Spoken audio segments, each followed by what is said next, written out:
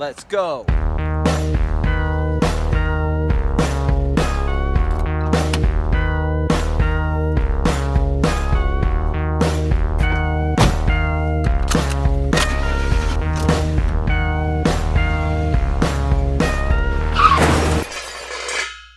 Hey all my peoples, welcome to Church Van. I'm your host, Riley Taylor, and this is my co-host, Jared Bryant.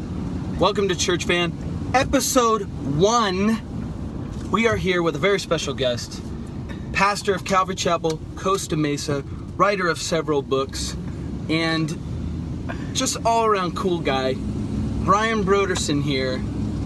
Say hello, Brian. Hello, Brian. No, hello, Riley. Hello, guys.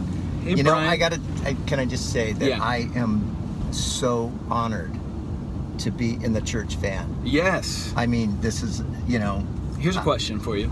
Have you ever been in a church van?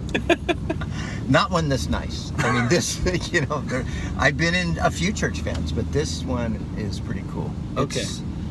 It's a little bit cleaner than most church vans I've been in. Well, we got a lot of water. You got water? You need water. Yeah. I can see that you. Yeah, those are my chips, actually. Oh, okay. I thought they were left over from the junior high camp. Yeah. Well, they were, but I decided that They're yours now. they're mine. Nice. We're up here for the Northwest Pastors Conference, talking about the Holy Spirit. Now, Brian, Yes. you wrote a book last year called Following Christ in the Modern World. Yeah. That was an interesting topic. What's kind of I wanted to ask you a question about books. Yeah. How do you find time to read? Yeah. Finding time to read it's harder. It's actually harder nowadays than it used to be because, I have not just, pastoring and teaching, but I have a lot of administrative stuff that I do. I travel a lot. A lot of times, the good thing about traveling is you get to get on an airplane for some time, and I always take a stack of books with me. Oh, cool. No Kindle? You're not into the Kindle? No, Kindle's okay. I'm not against it, but I just like a book. I want to have a book in my hand. So I was finishing up for my, I don't know how many times through it, but a book that I know is near and dear to your heart, The Great Divorce. Oh, I so finished good. it up on the flight yesterday. C.S. Lewis. Yeah, such a great book. But it is a discipline to say, okay, I have got to really just cut out time in my schedule to Right. read. I mean, pastors have to be readers, right? Yeah. And so I do that. And I know you're a great student in that sense. You read a ton. Yeah. You and I got to hang out in a bookstore a while back. Yes. You bought me a book that I can't recommend in public. But it's really good. I can't remember what it was. Okay, no, we won't talk about it. But Okay, so reading is one thing though. Yeah. But here's a question. I've never written a book. Yeah. I've never written anything longer than my senior paper. yeah, okay. How do you find time to Well, that's write? about the length of my books. The length of the senior paper. But here's my question though. Did you write it the day before graduation? No, I'm longing for the day to write a book that's over 200 pages. Okay. Well, actually I did, but I had the help of my wife. We did a book together that ended up being like 220 pages. You're growing together as a couple. Growing together as a couple, yeah. That's good. Writing is a whole other thing. And I have to confess, I'm kind of like, people talk about having writer's block. Some people say there's no such thing. You just have to sit down and force yourself through it. Well, I've kind of I'm stuck in writer's block. So Really? I've got 5 books that I actually need to update is what I really need to do with them, okay. Rather than write a new book, I need to update some of my Now, older are there books. rules against that? Like, do you have fans that are like, I like the original, like George Lucas? No. Like, just give me the No, I don't have any- uncut book on. I don't have many. I don't want those Kindle books Yeah. with the enhanced version. Yeah. I like the original No, but on VHS. So many books, especially ministry-related books, they have gone through so many revisions. Have you heard of Haley's Bible Handbook? Yeah. Okay, so Yeah. Haley's Bible Handbook today is probably like 400 pages. That started out as like a 35-page pamphlet. Oh, okay. Yeah, and so the guy same with just... Great Divorce was like serials. What's it? Yeah, like Yeah. written in chapters. Okay, yeah. So, so I look at some of the books that I've written over the years, and some of them I read them and I go, gosh, I hate this. I want to destroy this. Others I read and go, the essence of it is good, but I either want to say it differently today than I said it then, or there's just new stuff that I want to add to it. You know? So that's kind of where I'm at. A bunch of updates. For books. The book that you mentioned, the Following Christ in the Modern World, was kind of a devotional based on a sermon series I did on the Sermon on the Mount. Yeah. So that was a little bit easier because I got the transcript, but obviously you can't publish a transcript into a book because you talk differently than people read.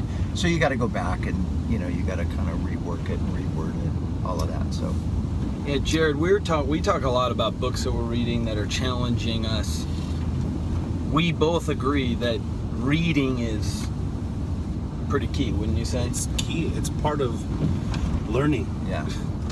We talk about reading the Bible, talk about reading the book. If you're not reading, what is the primary source that you're learning from? Right. And growing. And so we're always reading books. Yeah. In particular, one that I like that you suggested was Worlds Apart, especially concerning ministry to young adults and high schoolers. So yeah, Worlds Apart is a book written by a pastor in Portland about the mind of the 18-year-old. You told me about that book. Yeah. And I have not read it, but it sounded really, really interesting. Yeah, it's really.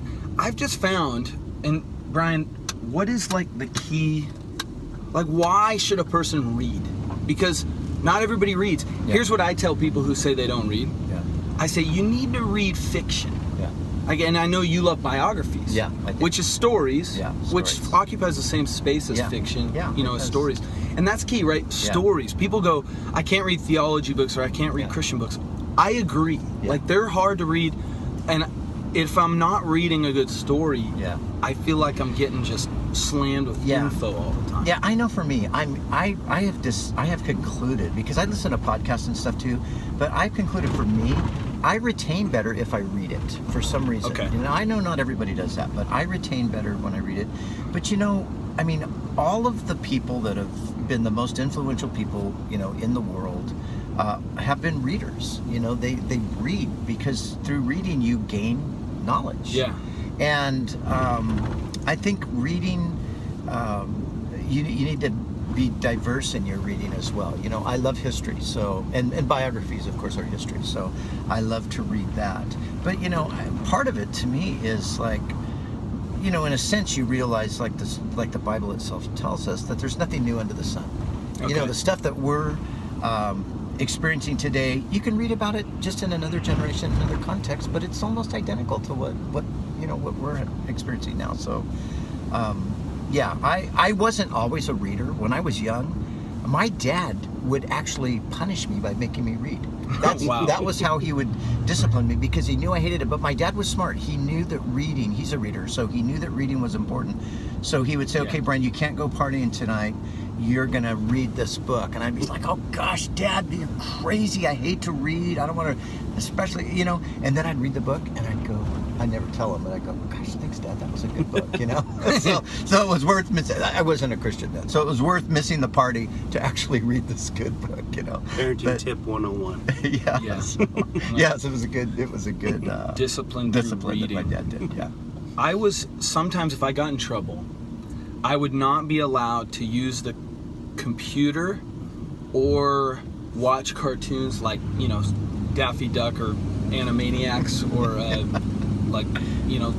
like stupid, like SpongeBob. Yeah. But I was always allowed to watch Disney movies. Really? No matter what. My mom would not relinquish the freedom to watch Disney movies.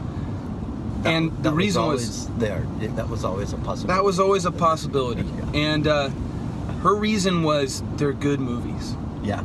Now, what's the power of a good story? This is something I love to think about. What is it? What is it about us that just loves? Well, it's almost, to me, if you think about it, it's like God just wired us that way, right? Because everybody's the same. Who doesn't like a great story? I mean, is there anybody that doesn't like a great story?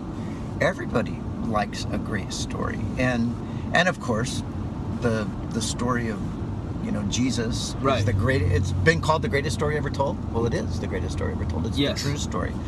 So, yeah, I have to say, I'm an older guy now, and I look at you and your generation, I look at my own kids.